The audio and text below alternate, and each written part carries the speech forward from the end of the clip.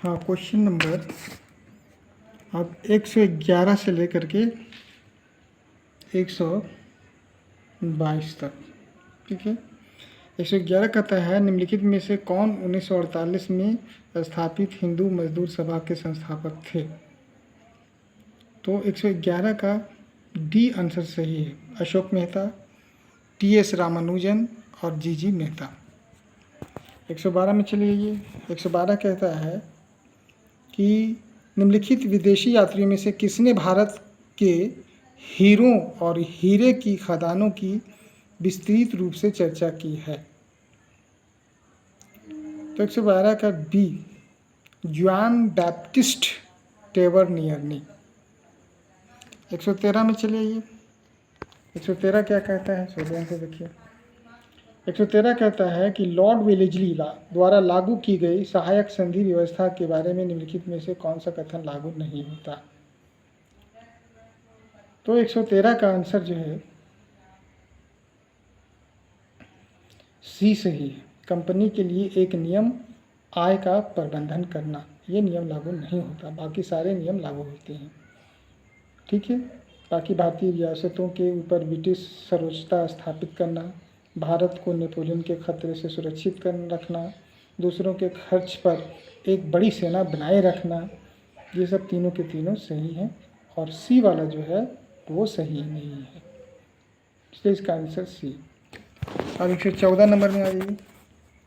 114 number क्या कहता है, उन्होंने मैजिनी, गैरिबाल्डी, शिवाजी तथा श्री कृष्ण की जीवनी लिखी। वे अमेरिका में कुछ समय के लिए रहे तथा वे केंद्रीय सभा के सदस्य भी निर्वाचित हुए। वे कौन थे? वे थे लाला लाजपत राय। 115 में आइए।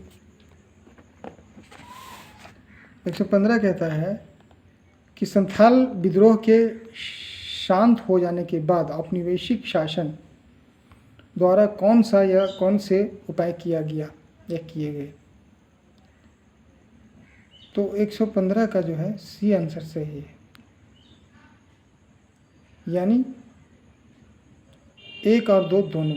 संथाल परगना नामक राज्य क्षेत्रों का सृजन किया गया। किसी संथाल का गैर संथाल को भूमि अंतरण करना गैर कानूनी हो गया। 116 में चलिए। आर्थिक तौर पर 19वीं शताब्दी में भारत पर अंग्रेजी शासन का एक परिणाम था। एक परिणाम क्या था? ये भारतीय कृषि का वाणिज्यीकरण, इसलिए सी आंसर सही है। 117 में आइए। 117 क्या कहता है? कहता है निम्नलिखित में से किस से या किन से भारत में अंग्रेजी शिक्षा की नींव पड़ी। तो इसमें 1813 का चार्टर एक्ट भी था। General committee of public instruction 1827 भी था। प्राच्यविद एवं आंग्लविद विवाद भी था। तीनों का तीनों सही है। उसके बाद 118 में आइए।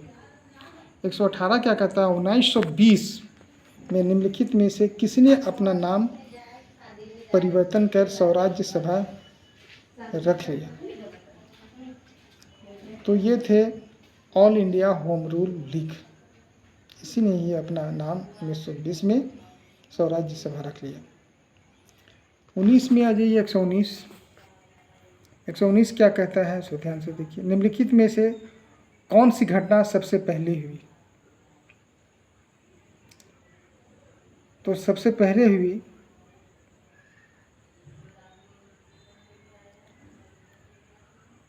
119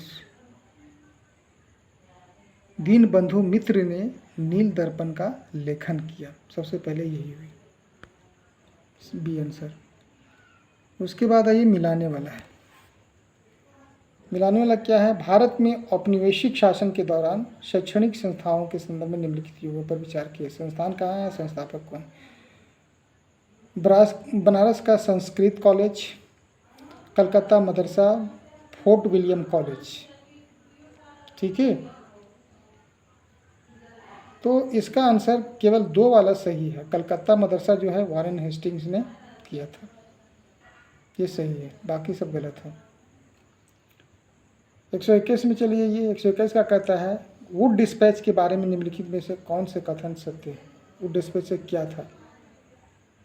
वुड डिस्पैच सहायता अनुदान व्यवस्था ग्रांट इन एड शुरू की गई, सही है। विश्वविद्यालयों की स्थापना की सिफारिश की गई, ये कर दो सही है। शिक्षा के सभी स्तरों पर शिक्षण माध्यम के रूप अंग्रेजी की सिफारिश की गई, नहीं, गलत। 122 में ये 122 कहता है भारतीय शासन अधिनियम 1935 के द्वारा स्थापित संघ में अवशिष्ट शक्तियाँ किसे दी गई थी? अवशिष्ट शक्तियाँ जो दी गई थी वो गवर्नर जनरल को दी गई थी। Thank you. इस तरह से इतिहास का चैप्टर ख़त्म।